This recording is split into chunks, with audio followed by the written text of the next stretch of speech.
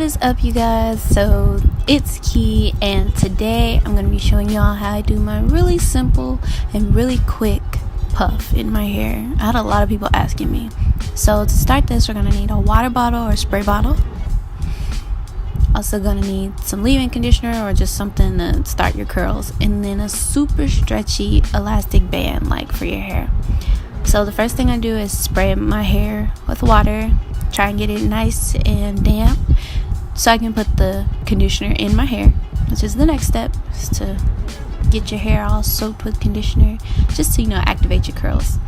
And then we're going to put the elastic band around our head. You ready for this?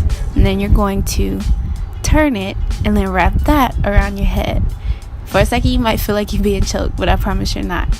So from there we're going to bring it up around our face, and then you just push it until you get your optimal puff. So I could stop it right there, or I could keep going. I like my puff to be really tight, so as you can see, I'm gonna keep going and pushing it up, and it might feel like it's about to come off, but it shouldn't. Mine stays on pretty tight. You can see it's bringing my face up. And so you guys, like I said, it's really quick, really easy, simple for you to do.